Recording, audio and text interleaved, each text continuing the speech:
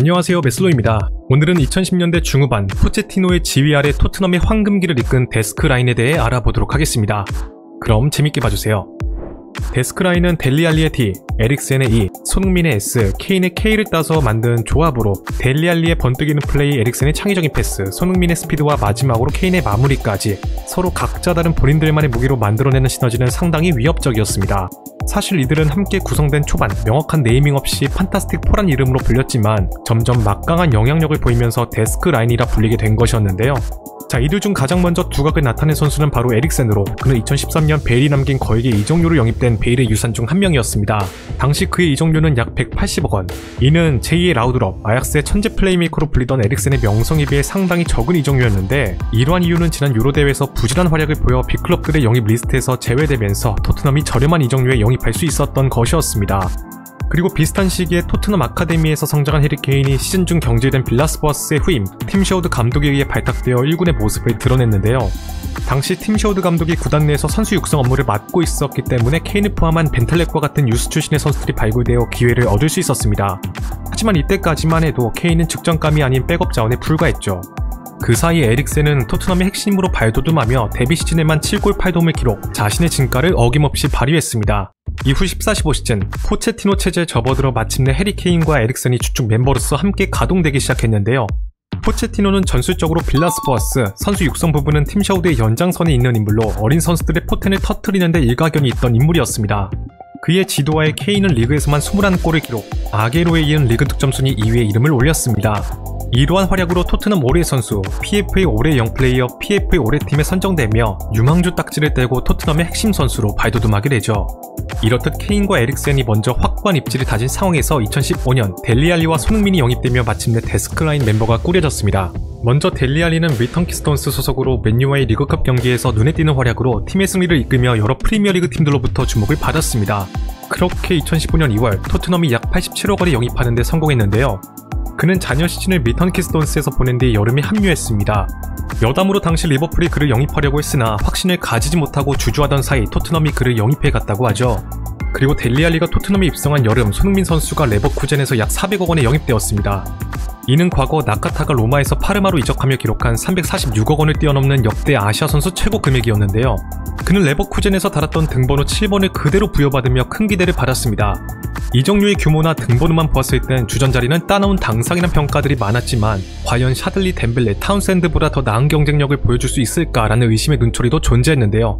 자, 포체티노의 재임 두 번째 시즌, 델리알리는 프리시즌에서 두각을 나타내 포체티노의 눈에 띄어 어린 나이지만 곧바로 주전으로 발돋움하는 데 성공했습니다. 15-16 시즌 리그에서만 33경기 10골 9도움을 기록하는 괄목할 만한 성장세를 보여주어 PFA 올해 영플레이어를 수상하기까지 했죠. 엄청난 임팩트로 루니의 뒤를 이을 잉글랜드 차세대 스타란 평가를 받았습니다. 반면 손흥민 선수는 리그 적응 실패와 부상 문제로 부진한 모습을 보여 라멜라에게 주전 자리를 내주었으며 경기 막판 조커 신세로 전락하고 말았는데요. 후반 추가 시간 끌기용으로 투입되는 수모도 겪었습니다. 해리 케인과 라멜라, 델리알리, 에릭센이 나란히 선발 출전하여 매서운 득점력을 보여주고 있던 터라 존재감을 보여주지 못한 손흥민은 비집고 들어갈 틈이 전혀 없었죠. 데뷔 시즌 데스크라인 중 가장 부진한 성적을 기록했습니다. 이렇듯 실망스러운 활약과 좁아진 입지, 리우 올림픽에서의 실패까지 더해져 자신감이 바닥까지 떨어진 손흥민은 분데스리가 복귀를 추진했고 그중 볼프스부르크가 적극적으로 나서며 이적설이 강하게 대두되었습니다. 당시 레비가 볼프스부르크에게 토트넘 이적 당시보다 훨씬 상회하는 이적료를 걸었음에도 불구하고 볼프스부르크가 조건을 받아들이면서 이적 합의 직전까지 갔는데요. 그런데 레비 회장이 이를 계속해서 거절했습니다. 알고 보니 포체티노가 레비에게 손흥민의 매각은 죽어도 안 된다며 굳고 반대했다고 하죠. 결국 합의점을 찾지 못하고 이적 시장이 마감되며 손흥민은 잔류하게 되었습니다. 그렇게 잔류라는 결론을 얻게 된 그는 사생결단하는 자세로 오프시즌 동안 체력이 강조되는 포체티노의 전술에 맞는 매치핏을 만드는 데 주력했고 이후서부터 역사를 써내려 가게 된 것이었는데요. 이처럼 포체티노의 신뢰 속에서 완벽 적응을 마친 손흥민은 주전으로 발돋움하는 데 성공하며 마침내 데스크라인이 함께 가동되기 시작했습니다. 자, 포체티노는 강력한 전방 압박을 기반으로 하는 4-2-3-1 형태의 공격적인 축구를 구사하되 당시 유행하는 3백 전술을 적절히 녹여내는 모습을 보였습니다. 특히 에릭센이 다이어의 보호 아래 공격적으로 나서 자신의 창의성을 마음껏 발휘할 수 있는 환경이 조성되면서 미친듯이 어시스트를 쌓기 시작했는데요. 그렇게 에릭센은 리그에서만 8골 15도움을 기록했고 그의 지원을 받은 델리알리는 리그 18골 7도움, 지난 시즌 4골을 넣는 데 그쳤던 손흥민은 14골 6도움, 케인은 29골 7도움으로 득점왕에 등극하는 발군의 실력을 보여주었습니다. 토트넘은 해당 시즌의 리그 최다 득점팀에 등극할 정도의 매서운 득점력을 보여주었으며 이들의 활약에 힘입어 토트넘은 리그 준우승을 기록, 프리미어리그 창설 이후 토트넘 구단 역사상 가장 높은 순위에 이름을 올렸습니다. 이렇듯 특정 선수의 활약에만 의존하지 않고 4명 고루고루 엄청난 퍼포먼스를 보여 토트넘은 4명 모두가 에이스라고 불리기도 했는데요. 그럼에도 불구하고 혹자는 에릭센을 데스크라인 중 절대 빼놓을 수 없는 자원으로 콕 집어 이야기하기도 했는데 훗날 그는 무려 4시즌 연속으로 2자릿수 도움을 기록하며 맨유 소속이었던 베컴과 어깨를 나란히 하게 되었습니다. 이로 인해 에릭센은 월드클래스 수준에 접어들었다는 평가를 받기도 했죠. 자, 그리고 수많은 경기를 치르며 발을 맞춰나간 이들은 어느덧 눈빛만 봐도 서로의 움직임을 알 수 있을 정도의 환상의 호흡을 보여주며 리버풀의 마누라 라인에 버금가는 프리미어리그 정상급 조합으로 올라섰습니다. 시간이 지나 대망의 18-19 시즌, 토트넘은 공격적인 투자를 이어가던 추세를 끊고 여름 이적 시장을 영입으로 마무리했습니다. 구단의 보드진은 데스크라인을 포함한 주축 선수들을 지킨 것에 만족하는 분위기였는데요. 그러나 구단의 입장과는 달리 영입은 굉장히 많은 우려를 낳았습니다. 월드컵을 치른 탓에 선수들이 부상과 컨디션 난조에 시달리고 있었고, 겨울에는 손흥민 선수가 아시안컵에 차출되어 한동안 전력에서 이탈하기 때문에 챔피언스 리그까지 치르는 빡빡한 일정 대비 너무나 위험성이 높은 스쿼드를 보유하고 있다는 것이었습니다. 실제로 시즌이 시작되자 데스크라인은 후반기에 접어들수록 체력적인 문제를 드러냈고 주축이 하나 둘 이탈하면서 점점 와해되기 시작했습니다. 이로 인해 토트넘은 무기력한 경기력을 보이며 순탄치 못한 시즌을 보냈는데요. 다행히도 시소코와 같은 몇몇 선수들이 저력을 발휘한 것은 물론 포체티노 감독이 유망주들을 적절히 활용하는 스쿼드 운영의 묘를 살려 최악의 상황에서도 토트넘의 약진을 이끌었습니다. 리그 우승 경쟁에선 일찍이 물러났지만 데스크라인을 비롯한 모우라의 활약에 힘입어 토트넘은 해당 시즌 챔피언스 리그에서 맨시티, 아약스를 차례로 격파하고 결승까지 오르는 기염을 토했는데요. 결승전의 상대는 리버풀로 토트넘은 데스크라인을 내세워 구단 역사상 최초로 비결을 노렸지만 아쉽게도 리버풀에게 0대2로 무릎을 꿇었습니다. 그러나 우승의 여부를 떠나 해당 시즌 토트넘이 거둔 성과는 기적에 가깝다는 평가를 받았습니다. 이적 시장 영입과 지난 4시즌간 데스크라인이 거의 혹사 수준으로 굴려져 체력적으로 방전된 가운데 이룩한 성과였기 때문이었죠. 하지만 좋은 성과에도 불구하고 토트넘을 향한 우려의 목소리는 더 커져갔습니다. 구단의 소극적인 투자 속에서 번아웃이 온 포체티노 감독이 떠날 가능성이 높아졌고 데스크라인을 포함한 일부 선수들이 이적설에 휩싸인 것이었는데요. 과거 베르바토프, 모드리치, 가리스 베일과 같은 핵심 자원들을 매각하며 셀링클럽이란 오명을 얻었던 아픔을 재현할 것 같다는 분위기를 자아냈습니다. 그리고 이는 곧 현실이 되었죠. 먼저 에릭센이 자신이 원하는 주급을 구단이 계속해서 수용하지 않자 재계약을 거부하고 나섰습니다. 따라서 이들의 가치를 이해하지 못하고 그저 구단의 손실을 줄이는 데 급급한 레비 회장에게 비난의 목소리가 쏟아졌는데요. 설상가상으로 얼마 뒤 토트넘의 중흥을 이끈 포체티노 감독이 성적 부진을 이유로 경질되면서 구단의 분위기는 더욱 뒤숭숭해졌습니다. 그와 선수들 간의 불화가 있었다는 이야기가 있었지만 팀을 황금기로 이끈 감독의 갑작스런 경질은 선수단의 사기를 뒤흔들었죠. 자, 이러한 상황에서 포체티노의 후임으로 스페셜 원 무리뉴가 부임했습니다. 그는 부임 후 에릭센에게 끈질기게 잔류를 설득했으나 그는 우승을 원한다는 강경한 태도를 보이며 결과적으로 2020년 겨울 인테르로 떠났는데요. 그렇게 그가 떠나면서 데스크라인은 다소 허무하게 해체되고 말았습니다. 당시 에릭센의 인테르 이적료는 약 260억 원으로 선수의 가치에 비해 터무니없이 저렴한 이적료로 떠나보냈다는 평가를 받았는데 이는 레비 회장의 실책이란 평가가 줄을 잃었습니다. 에릭센은 앞서 말했듯 그동안 자신의 활약에 걸맞는 주급 인상과 새로운 계약을 요구해왔습니다. 하지만 레비 회장은 매번 에릭센의 요구를 받아들이지 않았는데요. 결국 그는 에릭센을 팔아 이적료를 챙기는 방향으로 노선을 정했습니다.